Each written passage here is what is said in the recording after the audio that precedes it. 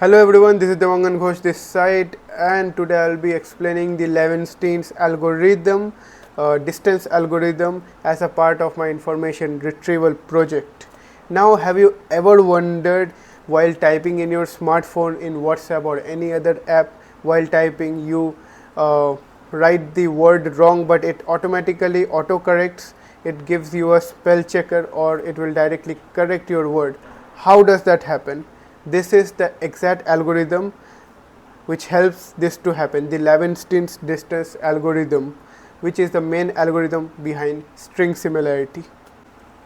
Now this algorithm states the minimum number of operations required to transform one string to another, where we have four kind of operation, which is insert a character, delete a character, replace a character, or keep a character, which is usually not counted. Now in real life, this algorithm has a lot of important applications. Some of the application, as I stated before, is spell checking. Another is text autocorrection, DNA sequence alignment, and keyword matching, which plays a very important role. Now let's, without wasting any more further time, let's get straight into the algorithm and how does it solve with the codes. Now the question is, how do we actually compute the edit distance between two strings? One approach you might think of is brute force recursion. That means we try every possible combination of edits and choices, the one with the fewest steps. Here, what the brute force version looks like in Python. The logic is simple, but the performance is terrible. Why? Because at every character we have three choices, and each of those choices creates more branches. As the string gets longer, the number of possible paths grows exponentially. That's a lot of redundant work. Some of you might have already noticed this. Brute force recursion does a ton of repeated calculations, and that's exactly where we can optimize it by using dynamic programming. One way is top-down dynamic programming or memoization. That means we still use recursion, but we store the results of sub-problems we have already solved. If we see the same sub-problem again, we just reuse the stored result instead of computing it again. Here is the memoized version of the recursive code. After applying memoization, the time complexity drops from exponential to m into n, where m and n are the length of two strings. The performance improves dramatically. If you are interested, pause the video and explore how the code works in more detail. Bottom-up approach. Another approach is bottom-up dynamic programming approach, also known as the tabulation method. This is the main focus of today's video. Let's walk through how to use the table method to turn the string horse into Ross using fewest edits. First, we create a 2D grid. Each row represents the first I characters of horse, and each column represents the first j characters of Ross. The 0th row and the 0th column handle the cases involved in empty strings.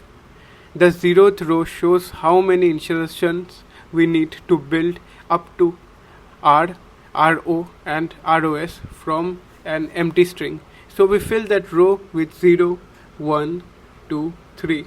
The 0th column shows how many deletions we need to reduce H, HO, HOR, HORS and HORSA down to an empty string, so the column gets 0, 1, 2, 3, 4, 5.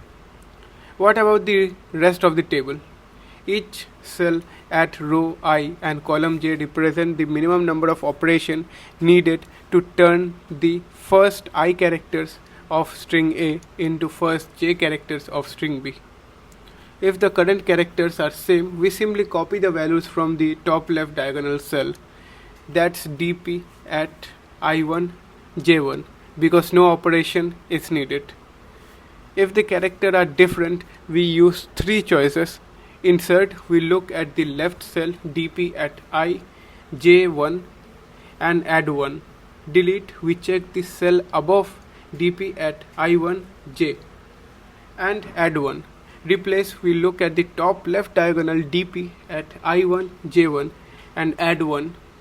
Then we take the minimum of these three values and fill it to the current cell. Since all the choices add 1, we can simply take the minimum of the three neighbors and add 1. We fill the row by row and column by column. Once we reach the bottom right cell, we have our answer, the minimum edit distance. Let's go through the actual filling process. We start with the first row. The current character from horse is H. At first cell we are comparing H and R.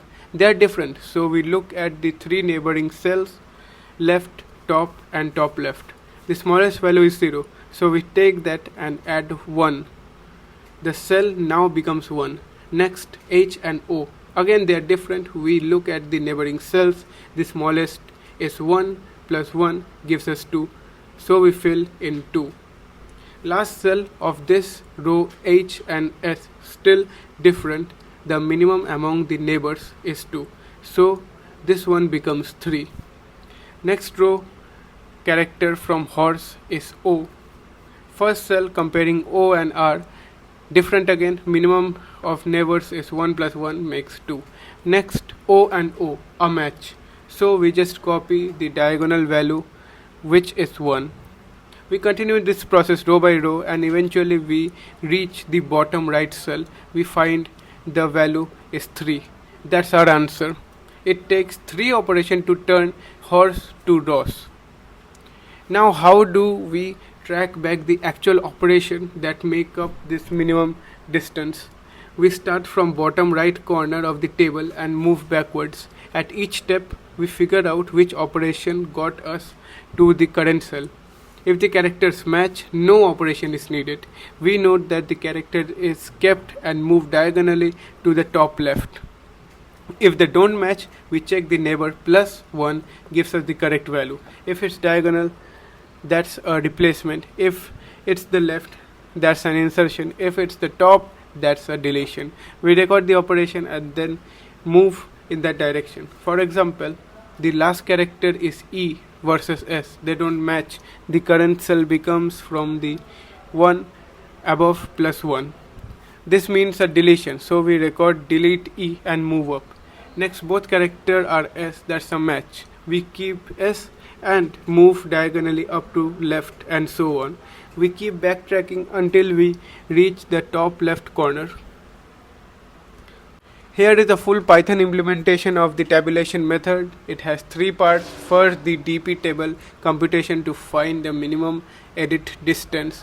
Then the backtracking logic to reconstruct the sequence of operations. And finally, an example showing how to call the function and print the result. The time and space complexity are both O of n into n, where m and n are the lengths of two strings.